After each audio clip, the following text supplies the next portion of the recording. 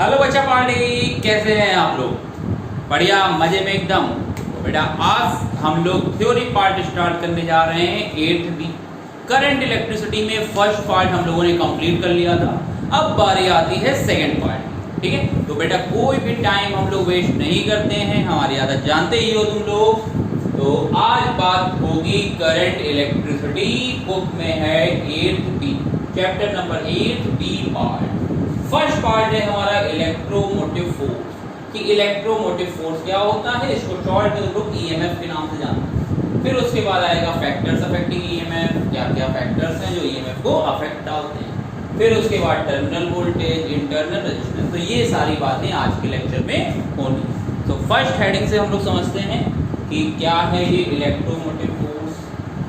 तो सबसे पहले अगर हमें ये पार्ट समझना है, सबसे पहले हमें समझना पड़ेगा कि इलेक्ट्रिक सेल क्या होता है, क्योंकि हर एक सर्किट में एक सेल लगा होता है। तो सबसे पहले क्या होता है, इलेक्ट्रिक सेल डालो बेटा, इलेक्ट्रिक सेल। इलेक्ट्रिक सेल क्या होते हैं बेटा, वो जो कन्वर्ट करते हैं, इट कन्वर्ट्स केमिकल एनर्जी, जो केमिकल एनर्जी को किस में कन्वर्ट करते हैं, इलेक्ट्रिकल एनर्जी में कन्वर्ट करें। किसको? केमिकल को इलेक्ट्रिकल एनर्जी में कन्वर्ट करें, उन्हीं को क्या बोलते हैं, इलेक्ट्रिक सेल बनते हैं। तो यहाँ पे देखो, यहाँ पे हमने मान लिया कि ये एक एनोड है और एक है कैथोड, बीच में एक बीकर है, हमने यहाँ पर इलेक्ट्रोलाइट भर दिया है इसके। तो इलेक्ट्रोलाइट भर दिया है, अब एनोड पर भी रिएक्शन होती है, कैथोड पर भी होती है। ये बाहर, ये सब केमिस्ट्री का टॉपिक है। ये बाहर हमने लगा दिया एक्सटर्नल रेजिस्टेंस, बाहर एक एक्सटर्नल रेजिस्टेंस लगा हुआ है। तो देखो, अगर किसी भी चार्ज को यहाँ से मान लो एनोड से पॉजिटिव चार्ज लिया, तो ये पॉजिटिव चार्ज बाहर भी जा रहा है, एक्सटर्नल भी जा रहा है, और जब लौट के आएगा, तो जब लौट के आएगा तो यहाँ पर इंटरनल भी है। ये इलेक्ट्रोलाइट भी हमें क्या देगा, रेजिस्टेंस प्रोवाइड करेगा।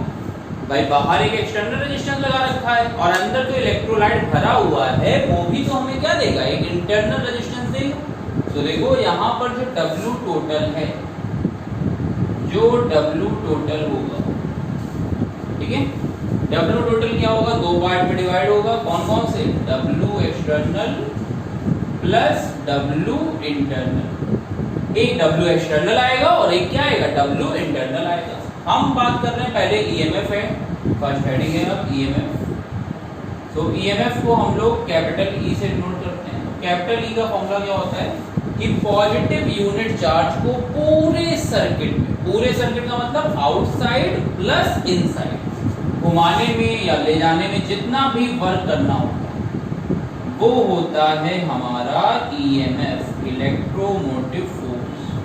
तो कैपिटल ई का फॉर्मूला लिख लो, W total upon Q not. देखने में तो ये लग रहा है, हेडिंग से लग रहा है क्या है, इलेक्ट्रोमोटिव फोर्स है। ईएमएफ की बात करें तो इलेक्ट्रोमोटिव फोर्स है। तो ये फोर्स जिनको नहीं पता होता वो यूनिट इसकी क्या लिख देते हैं, फोर्स की यूनिट लगा देते हैं और न्यूटन कर देते हैं, जबकि ऐसा नहीं होगा। इसकी यूनिट क्या हो जाएगी, W क्या है, जूल, ये क्या है, कूलम। सो जूल पर कूलम, या साइंटिस्ट के नेम पे हम लोगों ने इसका कर दिया था वोल्ट, क्योंकि याद हो तुम्हें पिछले चैप्टर में वोल्टेज जैसा था। तो इसकी जो यूनिट होगी वो क्या होगी, वोल्ट होगी।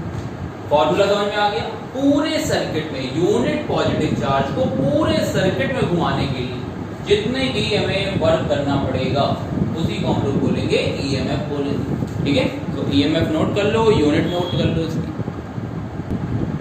तो अब देखो आता है factors affecting EMF of a cell. कौन कौन से फैक्टर ईएमएफ को अफेक्ट डालते हैं? तो देखो इलेक्ट्रिक सेल से हम बात करते हैं। तो ये जो इलेक्ट्रोड है, एनोड का इलेक्ट्रोड है, कैथोड का इलेक्ट्रोड है, तो उस पर किस मटेरियल से हमने इलेक्ट्रोड बनाए हुए हैं, उन मटेरियल पर डिपेंड करेगा। सेकंड क्या है, कौन सा इलेक्ट्रोलाइट, कौन सा इलेक्ट्रोलाइट, कितना नहीं, कौन सा इलेक्ट्रोलाइट यूज करता है, electrolyte used in a cell, कौन सा इलेक्ट्रोलाइट यूज किया जा रहा है। ठीक है, इंडिपेंडेंट किस पे होगा, द शेप ऑफ इलेक्ट्रोड, उसके शेप से हमें कोई भी मतलब नहीं है। सेकंड क्या हुआ, the distance between the electrode, कि इलेक्ट्रोड के बीच की डिस्टेंस कितनी है, और थर्ड होता है द अमाउंट ऑफ इलेक्ट्रोलाइट, कि अमाउंट ऑफ इलेक्ट्रोलाइट कितना है, हम कितना इलेक्ट्रोलाइट वहां पर यूज कर रहे हैं, इससे मतलब है हमें, इससे मतलब नहीं होता, इंडिपेंडेंट होता है। ठीक है, यहाँ पे लिखा हुआ है डिपेंडेंट किस पे है और इंडिपेंडेंट किस पे है। ठीक है, नोट कर लेते। अब बात आती है बेटा terminal voltage of a cell की। टर्मिनल वोल्टेज क्या होता है? ठीक है, तो देखो ये सेल का डायग्राम बना हुआ है। अगर ये सेल का डायग्राम बना हुआ है तो जो दो इलेक्ट्रोड क्या क्या है यहाँ पर, ए और सी, एनोड और कैथोड है, तो इन दोनों के बीच का, इन दोनों के मिड का जो पोटेंशियल होता है, पोटेंशियल डिफरेंस होता है, उसी को हम लोग क्या बोलते हैं, terminal voltage of a cell. तो अगर हमें टर्मिनल वोल्टेज बताना है तो हमें क्या करना होगा, दोनों इलेक्ट्रोड के मिड का पोटेंशियल कैलकुलेट करना होता है। जैसे कि मान लो ये डायग्राम बना हुआ है, ये इंटरनल रेजिस्टेंस दिखा दिया तुमने, तो यहां पर दो इलेक्ट्रोड ये हो गए, तो इनके मिड का जो पोटेंशियल होता है दो टर्मिनल के बीच का, ये दो टर्मिनल हो गए यहां पर, तो इनके बीच का जो पोटेंशियल होता है इसी को क्या बोलते हैं, टर्मिनल वोल्टेज बोलते हैं। So terminal voltage of a cell clear है। ये प्लस हो गए, एनोड और कैथोड हो गए, बीच के इलेक्ट्रोलाइट से अभी हमें मतलब नहीं है, हमें पोटेंशियल डिफरेंस किसका चाहिए, एनोड और कैथोड का। तो एनोड और कैथोड के बीच का जो पोटेंशियल होता है दो इलेक्ट्रोड के बीच का, उन्हीं को क्या बोलते हैं, पोटेंशियल, टर्मिनल पोटेंशियल बोलते हैं इसको। या अगर हमें इसे दूसरी लैंग्वेज में समझना है तो हम ये भी कह सकते हैं कि जो W टोटल था हमारे पास, W टोटल हमें पता था दो पार्ट में डिवाइड है, एक W एक्सटर्नल में प्लस W इंटरनल। ठीक है, तो यहां पे देखो W total upon Q not की अगर हम बात करें, हमने पूरे में Q नॉट से डिवाइड कर दिया, तो W total upon Q not equal to W external by Q not plus W internal by Q not. तो देखो W total upon Q not, ये तो हमें पता है कि ये वैल्यू किसके इक्वल थी, कैपिटल E के इक्वल। W एक्सटर्नल, अब एनोड और कैथोड के बीच में जो भी रेजिस्टेंस होगा या जो भी चार्ज को हम ले जाएंगे वही तो एक्सटर्नल कहलाएगा। तो ये आ जाएगा कैपिटल V टर्मिनल के इक्वल, और W इंटरनल की अगर हम बात करेंगे तो हमें तो इलेक्ट्रोलाइट से मतलब है, तो यहां पर आ जाएगा स्मॉल v। ये हो गया EMF, ये हो गया टर्मिनल, ये होता है वोल्टेज ड्रॉप, कि इलेक्ट्रोलाइट की वजह से वोल्टेज में ड्रॉप कितना हुआ। जैसे मान लो हम कहें इसको, ये कैपिटल E है, ये स्मॉल r है, ये कैपिटल R है। ठीक है, तो देखो यहां से यहां तक इसको नाम दे दिया AB। इंटरनल रेजिस्टेंस है तो यहां पर भी जहां जहां रेजिस्टेंस होंगे वहां वहां कुछ ना कुछ वोल्टेज होगा। सो ये आ गया स्मॉल p। तो जो कैपिटल E होता है वो सारे पोटेंशियल के इक्वल होता है, टर्मिनल के भी plus small v। So capital E equal to क्या आएगा, capital V plus small v आ जाएगा। ठीक है, नोट कर लो बेटा तो इसको। सो यहां से देखो क्या था, हमें टर्मिनल समझ में आ गया, और टर्मिनल में ये समझ में आ गया कि कैपिटल E जो था वो दो पार्ट में डिवाइड था, एक था कैपिटल V और एक था स्मॉल v। अब स्मॉल v को हम लोग क्या बोलते हैं, उसको बोलते हैं वोल्टेज ड्रॉप। ठीक है, जो इंटरनल रेजिस्टेंस की वजह से सर्किट में वोल्टेज का ड्रॉप होता है, वोल्टेज कुछ कम पहुंचता है टर्मिनल तक, उसी को हम लोग बोलते हैं वोल्टेज का ड्रॉप। कितना वोल्टेज वहां पर ड्रॉप हुआ है। तो हम अगर वोल्टेज ड्रॉप लिखना चाहें तो हम लिख सकते हैं small v equal to W internal upon Q not. कितना इंटरनल, इंटरनल कहां मतलब इलेक्ट्रोलाइट में कितना वर्क करना पड़ा था हमें। दो हिस्से होते हैं वर्क के, एक होता है एक्सटर्नल जो बाहरी रेजिस्टेंस होता है, और एक होता है इंटरनल, इंटरनल जो इलेक्ट्रोलाइट की वजह से होता है। तो यहां पर स्मॉल v की वैल्यू आ गई W internal upon Q not आ गई। यूनिट इसकी बेटा वही हो जाएगी, दोनों की, टर्मिनल हो चाहे ये हो, इसकी दोनों की यूनिट क्या होगी, वोल्ट। इसकी यूनिट भी क्या होती, वोल्ट होती। ठीक है, सो टर्मिनल वोल्टेज और वोल्टेज ड्रॉप दोनों समझ में आ गए। अब बात करने जा रहे हैं इस सर्किट से रिलेटेड फॉर्मूले की। इस सर्किट से 3-4 फॉर्मूले बनते हैं, इंटरनल रेजिस्टेंस का भी बनता है, टर्मिनल का भी बनता है, EMF का भी बनता है। तो देखो यहां से फॉर्मूले ड्राइव कर रहे हैं। तो हमें ये लाइन तो समझ में आ चुकी थी कि जो W टोटल होगा वो दो पार्ट में डिवाइड होगा, one is W external and the second is W internal. If we divide Q naught, then the equation will be like this: W external by Q naught plus W internal by Q naught.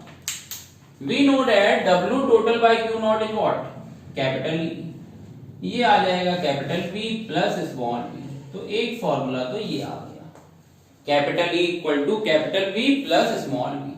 अच्छा, अब तुम्हें पता है current तो I flow करेगी, तो हम इसको ये भी लिख सकते थे कैपिटल E इक्वल टू क्या होता, capital V plus small v होता IR, क्योंकि यहां पर कितनी करंट गई IR, तो यहां से कैपिटल V की वैल्यू कितनी आ जाती, E माइनस IR आ जाती. सो V इक्वल टू आ जाता कैपिटल E माइनस IR आ जाता, तो ये हो जाता E माइनस IR. अच्छा, अब हम लोग क्या करते हैं, इससे ही एक और फॉर्मूला भी बना लेते हैं. इसी इक्वेशन से एक और फॉर्मूला बनाने जा रहे हैं. वो देखो यहां पे लिखा capital E equal to V plus small v.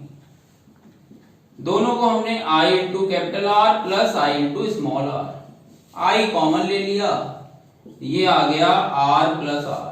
तो यहां से जब I की वैल्यू कैलकुलेट करेंगे तो ये कितना आएगा, capital E upon R plus R. So ये I की वैल्यू आ गई capital E upon R plus R, I equal to capital E upon R plus R. ये वैल्यू यहां से आ गई. तो देखो तीन फॉर्मूले हो गए. अब हम ये इंटरनल रेजिस्टेंस स्मॉल r, अभी बताते हैं इंटरनल क्या होता है, बताया नहीं है. स्मॉल r क्या होता है और इसका फॉर्मूला क्या आएगा ये डिस्कस करते हैं अभी. तो यहां तक नोट कर लो. अब इसके बाद देखो,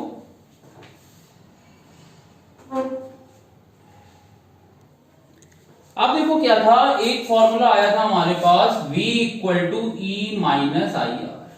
यहां से अगर हम आई आर कैलकुलेट करें तो वो कितना हो जाएगा, E minus V upon I. तो R आ गया E minus V upon small I. अच्छा, हमें ये भी पता है कि V equal to I into capital R भी होता है. तो I इक्वल टू क्या हो जाएगा, V बाई R पुट कर सकते हैं. तो ये आ जाएगा E minus V upon V by R. ये R ऊपर चला गया, तो ये आया E minus V upon V. तो यहां से capital R E upon V minus 1. ये स्मॉल r का फॉर्मूला आ सकता है, नोट कर लीजिए. Small r equal to capital R into E upon V minus 1. So यहाँ पे देखो V अपॉन V आता है, इसलिए हमने यहाँ पे 1 लिखा था. अगर किसी को डाउट है तो यहाँ पर एक लाइन और लिख सकता है, small r capital E upon V minus V upon V. भाई अगर जब हम इसको अलग अलग करेंगे तो यही तो आएगी लाइन. अब इसके बाद क्या आएगी, इसके बाद आ जाएगी small r equal to capital R E upon V minus 1 आ जाएगी. ठीक है. अब देखो बात कर रहे हैं हम लोग इंटरनल रेजिस्टेंस की. ठीक है, इंटरनल रेजिस्टेंस की बात कर रहे हैं. तो जो सर्किट हम लोगों ने ये बनाया था सेल डायग्राम, इससे तुम्हें समझ में आएगा कि इंटरनल बताओ कौन प्रोवाइड करता है. इंटरनल प्रोवाइड करता है उसके अंदर जो इलेक्ट्रोलाइट होता है. ये जो इलेक्ट्रोलाइट होगा यही क्या करेगा, इंटरनल रेजिस्टेंस हमें प्रोवाइड करेगा. सो ये स्मॉल r हमेशा सर्किट के साथ होगा ही होगा. सेल जब भी हम बनाएंगे तो इंटरनल रेजिस्टेंस हमेशा होगा. ये कैपिटल R E और ये स्मॉल r हमेशा सर्किट का या सेल का जब भी हम सिंबल बनाएंगे सेल का, सो इस टाइप से हम लोग डायग्राम दिखाएंगे. E and R, E and R हमेशा होगा. Capital E for EMF and small r for internal resistance. ठीक है. अब ये बात आती है कि किस पर डिपेंड करेगा. तो फैक्टर्स अफेक्टिंग इंटरनल रेजिस्टेंस, ये बात आएगी कौन कौन से फैक्टर्स पर अफेक्ट करेगा इंटरनल रेजिस्टेंस. ठीक है. तो ये देखते हैं फैक्टर्स अफेक्टिंग इंटरनल रेजिस्टेंस. सो देखो यहां पर अब हम लोग बात कर रहे हैं किन किन फैक्टर्स पर इंटरनल रेजिस्टेंस डिपेंड करता है. ठीक है. तो देखो फर्स्ट फैक्टर क्या है, surface area of the electrode. ये जो इलेक्ट्रोड बनाए गए हैं ये जो इलेक्ट्रोड हैं नोड के या कैथोड के, इनका सरफेस एरिया क्या है। अगर सरफेस एरिया ज्यादा है, एरिया इंक्रीज होगा, सो इंटरनल रेजिस्टेंस क्या होगा, डिक्रीज होगा। एरिया अप, इंटरनल डाउन, ठीक है।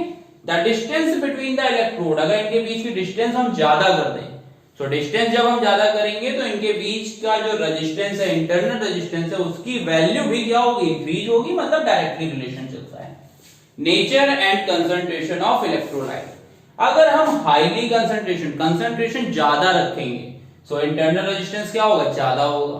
फिर लास्ट पॉइंट क्या है, टेम्परेचर ऑफ द इलेक्ट्रोलाइट, अगर टेम्परेचर की वैल्यू ज्यादा होगी, सो इंटरनल रेजिस्टेंस क्या होगा, कम होगा। इनवर्सली प्रोपोर्शनल, टेम्परेचर ज्यादा, इंटरनल रेजिस्टेंस कम होगा, ठीक है। तो इंटरनल रेजिस्टेंस क्लियर है, किन किन फैक्टर्स पर डिपेंड करेगा, फिर से एक बार बता देता हूं। सरफेस एरिया की वैल्यू ज्यादा होगी, सो रेजिस्टेंस की वैल्यू क्या होगी, कम होगी, surface area of the electrode. Second है distance between the electrode, electrode के बीच की डिस्टेंस कितनी है, ज्यादा डिस्टेंस है तो ज्यादा रेजिस्टेंस, कम डिस्टेंस है कम रेजिस्टेंस। थर्ड होता है nature and concentration, concentration high लोगे तो इंटरनल रेजिस्टेंस भी क्या होगा, हाई होगा। टेम्परेचर ऑफ इलेक्ट्रोलाइट, टेम्परेचर ज्यादा तो स्मॉल आर की वैल्यू क्या होगी, कम होगी, ठीक है। तो अब देखो आती है बात कॉम्बिनेशन ऑफ रजिस्टर की। दो कॉम्बिनेशन तुम सबको पता है, एक होता है सीरीज कॉम्बिनेशन और एक होता है पैरेलल कॉम्बिनेशन। बहुत ही सिंपल वे में बताऊंगा इसको डायग्राम से। तो देखो अगर हमें जाना है इस प्लस, बड़ा वाला डंडा प्लस, छोटा वाला डंडा माइनस, अगर हमें प्लस से माइनस जाना होता है, इतना याद कर लो, प्लस से माइनस जाने के केवल एक ही रास्ता है तुम्हारे पास, और तो कोई रास्ता नहीं है ना। प्लस से माइनस जाने का केवल एक रास्ता अगर तुम्हारे पास है तो वो होता है सीरीज कॉम्बिनेशन। और प्लस से माइनस आना है, प्लस से माइनस जाने के, देखो यहां पे जब तुम गए तो तुम्हारे पास तीन रास्ते हैं, या तुम ऊपर से जाओ या नीचे से या मिड से, कहीं से भी जा सकते हो। तो अगर कई रास्ते हैं तो वो पैरेलल कॉम्बिनेशन, एक ही रास्ता है तो वो सीरीज कॉम्बिनेशन। तो तुम लोग को याद क्या रखना है कि सीरीज कॉम्बिनेशन में हर एक रेजिस्टेंस के अक्रॉस सेम क्या होगा और वेरिएबल क्या होगा, ठीक है। सेम जो होती है सीरीज कॉम्बिनेशन में वो करंट होती है। रूल ये बताया जाता है कि जितनी करंट निकलेगी उतनी ही करंट क्या होगी, वापस भी आएगी। वेरिएबल की बात करें तो वेरिएबल होता है पोटेंशियल डिफरेंस, जो पीडी होता है हर एक रजिस्टर के अक्रॉस। तो यहां पर V1 होगा, यहां V2 होगा और यहां पर क्या होगा, V3 होगा। अगर हम पैरेलल की बात करते हैं तो सेम जो होता है वो होता है पीडी अक्रॉस ईच रजिस्टर। हर एक रजिस्टर के अक्रॉस जो पीडी होता है वो क्या होता है, सेम होता है। और जो वेरिएबल होती है करंट, ठीक है। हर एक रजिस्टर के क्रॉस देखो यहां पर, यहां से आई करंट निकली, यहां तक आई करंट जाएगी, यहां पर I1, I2 और I3, यहां पर भी I1, I2 और I3, और फिर जब यहां पहुंचेगी तो कितनी हो जाएगी, कैपिटल I। तो देखो जो चीज वेरिएबल होगी, जो भी क्वांटिटी वेरिएबल होती है, प्रूविंग की स्टार्टिंग हम वहीं से करते हैं। तो देखो यहां पर सेम है और ये है, सो हमें पता है कि सेम जो है उससे तो प्रूविंग की स्टार्टिंग नहीं करेंगे, तो तुम लोग उसी के नीचे लिखोगे। जो चीज वेरिएबल होगी, वेरिएबल यहां पर क्या था, वोल्टेज, सो हम लिखेंगे V equal to V1 plus V2 plus V3, V equivalent लिख लेंगे इसको, ठीक है। अब V इक्विवेलेंट की बात करें तो ये हो जाएगा I into R equivalent, V1 हो जाएगा IR1, V2 हो जाएगा IR2 प्लस IR3।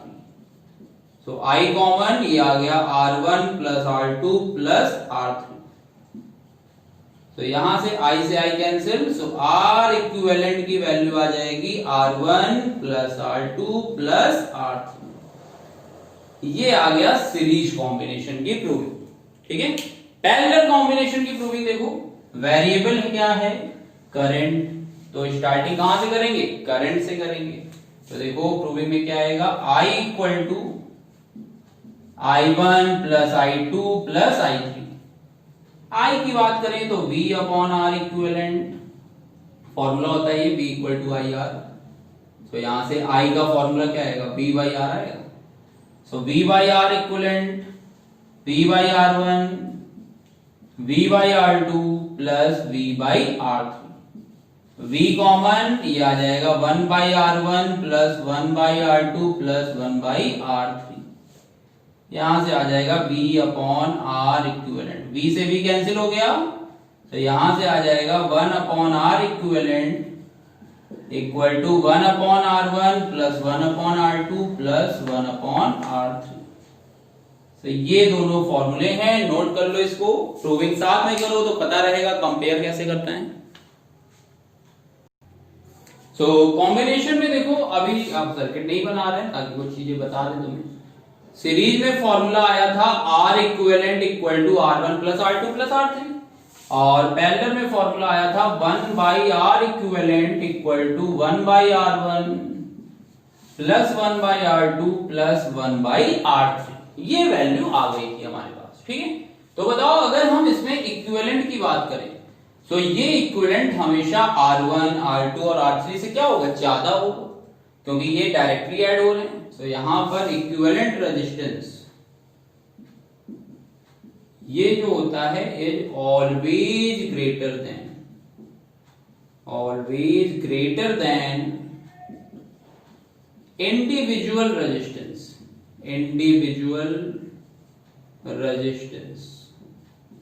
हमेशा इंडिविजुअल रेजिस्टेंस से क्या होता है, ज्यादा होता है। और यहां पे बात करें अगर हम पैरेलल में, so equivalent resistance is always less than, क्योंकि रिवर्स में ऐड हो रहे हैं ना, so is always less than individual resistance. हमेशा इंडिविजुअल से क्या होगा, कम होगा। भरोसा ना हो तो कोई भी एक एग्जांपल करके देख लेते हैं। जैसे मान लो 2, 3, 6 ये हमने लगा दिए पैरेलल में, तो पैरेलल में लगाएंगे तो देखो क्या आएगा, 1 by R equivalent equal to 1 by two plus 1 by three plus 1 by 6। LCM आ जाएगा 6, तो ये हो जाएगा 3 प्लस 2 प्लस 1। तो यहां से आर इक्विवेलेंट की वैल्यू जब आएगी तो वो कितनी हो जाएगी, 6 बाई 6, दैट मींस 1 ओम। तो देखो ये जो इक्विवेलेंट आ रहा है वो तीनों के वैल्यू से क्या है, कम है। तो ये एक रिजल्ट हमें पता चल गया। लॉजिकल क्वेश्चन में, 1 मार्क्स के क्वेश्चन में आ सकता है ये, ठीक है, नोट कर लो इतना। सो अब देखो पैरेलल कॉम्बिनेशन में बात कर रहे हैं 2 रजिस्टर्स के लिए, क्योंकि न्यूमेरिकल लगाओगे तो वहां पर 2 रजिस्टर्स के क्वेश्चन दिखाई देंगे तुम्हें। तो अगर 2 रजिस्टर्स हैं तो हम एलसीएम करके पहले से ही रख लेते हैं। तो अगर 2 रजिस्टर होते तो क्या होता, 1 by R one plus 1 by R two होता, ठीक है। एलसीएम आ जाता R1 R2, सॉल्व करते तो ऊपर बचता R2 प्लस R1। तो यहां से R इक्विवेलेंट की जो वैल्यू आएगी वो कितनी हो जाएगी, R1 R2 upon R1 plus R2 हो जाएगी। तो R इक्विवेलेंट की वैल्यू ये आ जाएगी R1 R2 upon R1 plus R2 आ जाएगी। तो हम इसी को लिखते थे प्रोडक्ट अपॉन एडिशन। अगर 2 रजिस्टर दिए हुए हो तो इक्विवेलेंट कैसे निकालते हैं, मल्टीप्लाई कर लो, प्रोडक्ट कर लो, अपॉन में क्या करो, एडिशन कर लो। सो ये आर इक्विवेलेंट का डायरेक्ट फॉर्मूला भी हम लोग अप्लाई कर सकते हैं न्यूमेरिकल में, ठीक है। सो अब देखो क्या है कि अगर एक बहुत ही इंपॉर्टेंट क्वेश्चन करा रहे हैं, अगर एक ही में कह दिया जाए कि small N equal resistor, series में हमने क्या किए, स्मॉल एन रजिस्टर लगाए, लेकिन कंडीशन क्या थी, इक्वल रजिस्टर हमें लगाने हैं। तो देखो आर इक्विवेलेंट की बात करें तो ये आ जाएगा आर प्लस आर कहां तक आएगा, प्लस एन टाइम्स चला जाएगा। तो ये R plus R N times करोगे तो ये कितना आ जाएगा, आर इक्विवेलेंट आ जाएगा एन बाई आर। 1 प्लस 1 प्लस 1 प्लस 1 करते 2 आता, 3 टाइम करते 3 आता। ऐसे ही अगर हम 2 बार आर ऐड करते 2 आर आता, 3 बार करते 3 आर आता, 4 टाइम्स करते 4 आता। n टाइम्स किया है तो कितना आएगा, n आर आएगा। इसकी बात करें तो 1 by R equivalent equal to क्या आएगा, 1 by R plus 1 by R plus n times आएगा। तो ये r हो गया कॉमन, ये बचा 1 प्लस 1 plus dot dot dot n times. तो अगर n टाइम्स ऐड करेंगे तो ये हो जाएगा n अपॉन r। तो 1/r इक्विवेलेंट की वैल्यू आ गई n/r। तो यहां से अगर हम r इक्विवेलेंट कैलकुलेट करेंगे तो ये वैल्यू आ जाएगी r/n आ जाएगी। तो r इक्विवेलेंट की वैल्यू कितनी हो जाएगी r/n। इसी को हम न्यूमेरिकल जब कराएंगे तो लिखेंगे वैल्यू ऑफ वन रजिस्टर। हर एक की वैल्यू कितनी है one register upon number of register. One register मतलब जब इक्वल होंगे, इतना याद रखना, सब जगह नहीं लगा दोगे, जब इक्वल होंगे तभी ये कंडीशन लगेगी। ठीक है। सो बेटा अभी जो कॉन्सेप्ट बताया गया है आपको वो अभी कंप्लीट समझ में नहीं आएगा जब तक न्यूमेरिकल नहीं कराएंगे। न्यूमेरिकल के लिए एक अलग वीडियो बनी हुई है, लेकिन यहां पर कॉन्सेप्ट क्लियर करने के लिए तुम लोगों को कुछ क्वेश्चन, एक दो क्वेश्चन करा देता हूं। ये देखो ए से बी की अगर हम बात करें तो ए से बी की अगर हम बात कर रहे हैं तो देखो ए से बी तक जितने भी रजिस्टर लगे हुए हैं वो सारे के सारे किसमें हैं सीरीज कॉम्बिनेशन में, क्योंकि एक ही रास्ता है। तो जब एक ही रास्ता होता है तो R इक्विवेलेंट की वैल्यू होती है R1 plus R2 plus R3। सो ये आ जाएगा 1 प्लस 2 प्लस 3। सो R इक्विवेलेंट की वैल्यू कितनी हो गई 6 ओम आ गई। ठीक है। इसकी बात करें तो बताओ A से B जाने की ये अलग अलग रास्ते हैं। A से B बेटा एक कोई इधर से भी जा सकता है, कोई इधर से भी जा सकता है। तो ये 6 और 3 किसमें है, ये है पैरेलल कॉम्बिनेशन में। सो इसमें तुम लोग या तो ऐसे लगा लो 1/6 प्लस 1/3, 6 एलसीएम हो जाएगा, 1 प्लस 2 आ जाएगा। सो R इक्विवेलेंट की वैल्यू आ गई 6/3, दैट मींस 2 ओम आ गई। ठीक है। या दो रजिस्टर के लिए हमने डायरेक्ट फॉर्मूला भी बता रखा है तुम्हें। दो के लिए फॉर्मूला क्या था R1 R2 upon R1 plus R2, ये R इक्विवेलेंट की वैल्यू थी। तो तुम ऐसे भी लगा सकते हो 6 इंटू 3 अपॉन 6 प्लस 3। सो ये आ जाएगा 18 अपॉन 9। सो ये आ गया 2। तो यहां से भी R इक्विवेलेंट की वैल्यू कितनी हो गई 2 ओम, यहां से भी आ गई। तो वो तुम्हारे ऊपर है तुम कौन सा फॉर्मूला मेथड अप्लाई करना चाहते हो। 3 रजिस्टर होंगे तो ये फॉर्मूला गलत है। अपने मन से काबिल ना बनना कि R1 R2 R3 upon R1 plus R2 plus R3 करेंगे, अपने मन से नहीं करेंगे, दो के लिए ही है। ठीक है। तो ये कॉम्बिनेशन के हो गए। तो ये देखो एक मिक्स्ड कॉम्बिनेशन का क्वेश्चन है, सीरीज कर लिया हमने, पैरेलल कर लिया, अब एक मिक्स्ड का कॉम्बिनेशन देखते हैं क्या। ये 8 और 8 है, ये 4 और 4 है और ये 2 ओम। हमें कैलकुलेट करना है ए से बी के मिड रेजिस्टेंस। तो पहले तो हम ये देखते हैं कि कौन कौन से पैरेलल में है। ये 8 और 8, ये 4 और 4, ये दोनों पैरेलल में। तो अगर हम इन दोनों, इसको अगर हम सॉल्व करें तो एक रेजिस्टेंस मिलेगा हमें, इसको हम सॉल्व करें तब भी एक रेजिस्टेंस मिलेगा, और एक लास्ट में 2 दिया ही हुआ है। तो देखो ये इक्वल रेजिस्टर है 8 और 8 और पैरेलल में कनेक्टेड है। जब इक्वल होते हैं और पैरेलल होते हैं सो फॉर्मूला क्या होता है, value of one register upon number of register. ठीक है। Value of one register upon number of register. तो इसकी वैल्यू कितनी है 8, कितने रजिस्टर हैं 2, इसकी वैल्यू कितनी है 4, रजिस्टर कितने हैं 2। तो यहां से देखो आ जाएगा 8/2, 8/2 हो जाएगा 4, 4/2 हो जाएगा 2 और ये हो जाएगा 2। तो अगर हम A और B के मिड में टोटल रेजिस्टेंस निकालें तो बताओ अब ये A और B के बीच ये किसमें सीरीज कॉम्बिनेशन है। तो 4 प्लस 2 प्लस 2, तो R इक्विवेलेंट की वैल्यू आ जाएगी 4 प्लस 2 प्लस 2, दैट मींस 8 ओम आ जाएगी। ठीक है।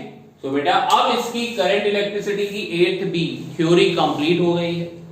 तो इस थ्योरी में कहीं पर कोई भी डाउट हो, टोटल आपको 20-25 मिनट आप अपनी जिंदगी के निकाल लीजिए, तो करंट इलेक्ट्रिसिटी आईसीएससी की जितनी भी है वो सिलेबस में समझ में आ जाएगी। क्लास 12th के लिए एक अलग वीडियो होगी, एक अलग प्लेलिस्ट होगी, वहां से आप एक्सेस कर सकते हैं। बेसिक चीजें यहाँ पर बता दी गई हैं, कोई भी टॉपिक छूटा नहीं हुआ है बुक से। एक बार स्टडी करेंगे आप 20-25 मिनट में, कॉपी पेन लेके बैठेंगे तो हर एक चीज समझ में आती चली जाएगी। न्यूमेरिकल भी 2-3 करा दिए हैं। इस एक्सरसाइज की जो न्यूमेरिकल है उसकी एक अलग वीडियो बन रही है, वो वहां से आप एक्सेस कर सकते हैं। ठीक है। तो यहां तक ही रखते हैं बेटा आज क्लास में, थ्योरी कंप्लीट हो गई है। Bye bye, take care all of you, bye bye.